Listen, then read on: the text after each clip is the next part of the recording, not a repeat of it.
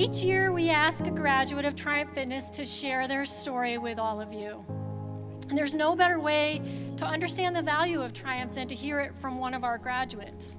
I'm honored to welcome Heather Pica. Not only is she a graduate of Triumph Fitness, but she's participated in other Triumph programs. I was lucky enough to spend almost every Saturday with her this summer as part of our Triumph to the Summit team. I'd like to welcome Heather to the stage.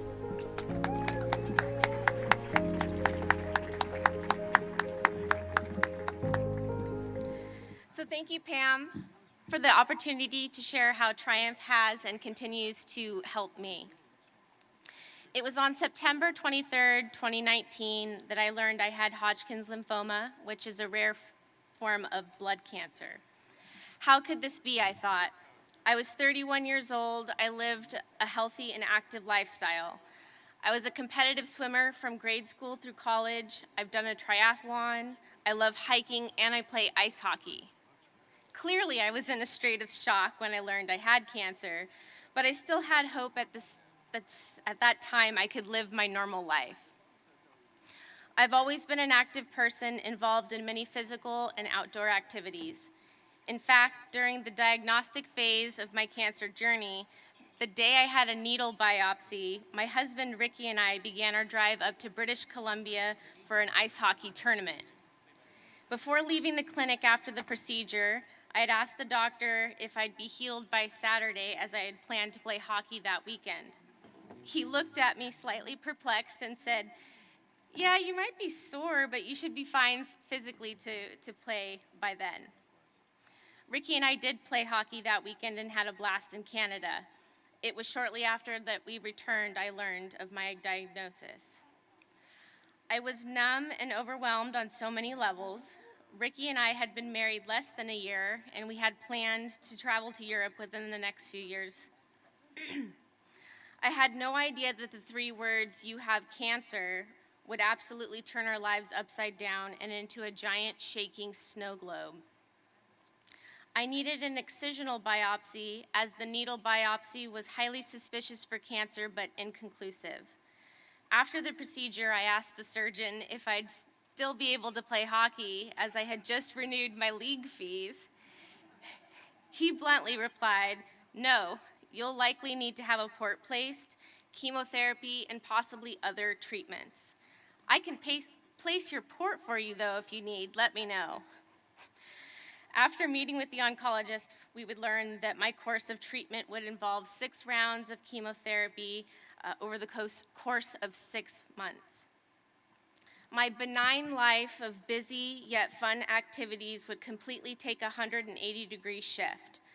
I took a medical leave of absence from work, as I now had medical appointments sometimes 4 days a week, and I wanted to focus on my health. Between exams to check the health of my heart, placing the port catheter, to biweekly blood draws, to chemo, hospital visits after subsequent chemo infusions, I felt like my life was not my own in many ways. Chemotherapy isn't something I would wish upon even the most loathed person. It's a cumulative treatment, so in the beginning it didn't seem so bad to me. I was young and strong. I told myself, "I've got this." However, every infusion is a toxic blast that kills rapidly dividing cells, which includes cancer, but many other cells are caught in the friendly fire. All the nasty side effects are the results of cellular death. As my treatment progressed and the count of infusions grew, so did my anxiety and overall sense of growing dread for the next infusion. By the time I'd finally start to feel better, it was time to go and get another infusion, and the terrible cycle of side effects of feeling miserable would begin again. However, I was just in the mood of, I just need to get this done and behind me, so I will do and endure whatever I need to do. In early March 2020, right before COVID shut everything down, I still had about 4 more infusions to go, but felt well enough to get back on the ice and skate, so I did. However, once I was on the ice, I could tell my body had changed. I expected I would be weaker, but I just didn't feel stable. It was daunting to think of how far I had to build back up before I was capable of playing the game I love. At some point during treatment, I was scrolling through my news feed on LinkedIn and I saw a video that caught my eye. It was Chad Bowman giving a speech about his cancer journey and about this amazing organization called Triumph Cancer Foundation that helped him and other cancer survivors recover post-treatment. I immediately reached out to him to offer sympathy for what he and his family were going through and to learn how I could participate in the program. He gladly shared the steps on how to get connected, so thanks, Chad. In summer of 2020, I enrolled in Triumph Fitness. My class was entirely virtual. We met through Zoom, and I loved it. Even though we were in all different physical places, I still felt connected to my classmates and enjoyed the conversations we had each class. The program was set up in such a way to create a safe space for us all to share our struggles and encourage each other to bring movement back into our lives. The program had such a positive impact on me that it inspired my mom to participate as well. Believe it or not, 2 days after my diagnosis, my mom, Deborah Ellison, who's here tonight at this event, was diagnosed with breast cancer. She enrolled in the session right after I graduated and has a Triumph success story of her own.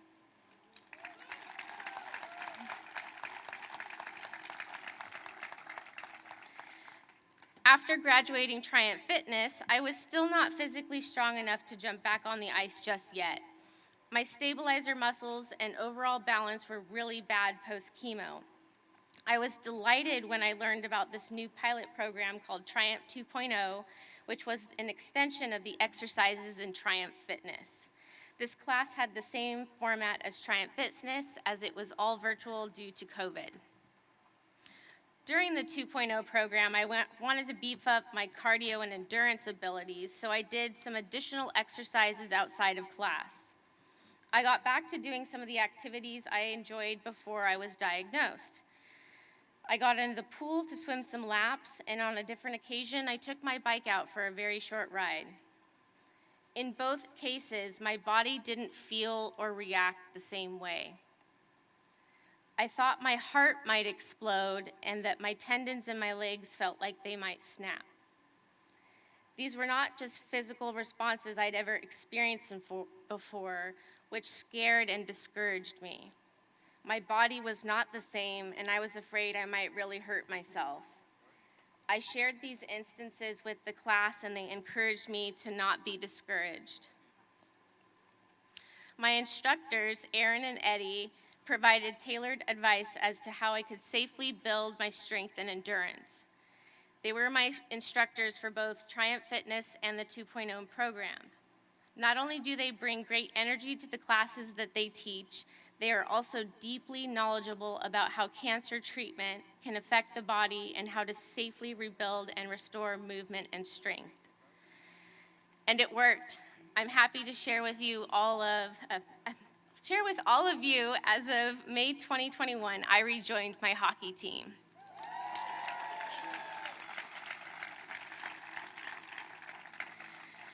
And as I mentioned earlier, I love hiking, being in the mountains, and in nature. That's what drew me to Triumph to the Summit, which is my favorite program I've participated in so far.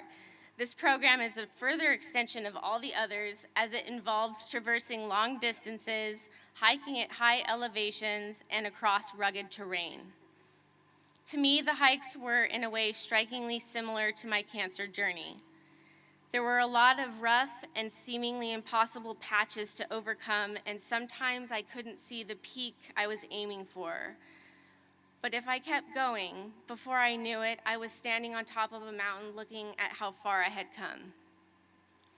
There's something extra special about hiking in the mountains as a cancer survivor, and something even more special knowing you're surrounded by cancer survivors and supporters. I thoroughly enjoyed spending the time to get to know the other hikers and hear their stories. It is both comforting and refreshing to be in the company of others who get it and understand it's okay to not be okay, but hold space for you anyways. I've formed friendships that I foresee lasting a long time. Additionally, I've received lots of encouragement and strength from the amazing survivors and supporters within the organization. Triumph brings people together and nurtures hope for those who are impacted by cancer. Triumph fills that void from my experience mainstream medical systems still lack for their patients during survivorship. Triumph offers so many different resources to help survivors build themselves back up and find camaraderie. It's not just the different programs that set this nonprofit apart, but it's the people working within it. I would not be in the physical condition I am today if it were not for Aaron and Eddie, so I want to thank them for facilitating and expediting my recovery. Thank you. Wherever you are, Eddie. And Pam, you are the amazing trailblazer for the organization, so thank you for all the seen and unseen work that you do as well.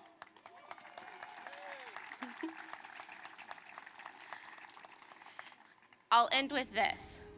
Everyone here is someone who's been touched by cancer in some way. You know more than most how devastating cancer can be to not only the survivor, but to their larger circle of friends and family. Triumph is a bright light during a dark time for survivors. Tonight, I've shared with you my story on how Triumph helped restore my light and recapture my life post-cancer by giving me the tools and support to return to the activities I love. If you can, I encourage you to further donate to this organization so that they can continue to provide these amazing services that are truly life-changing in a positive way for future survivors. Thank you.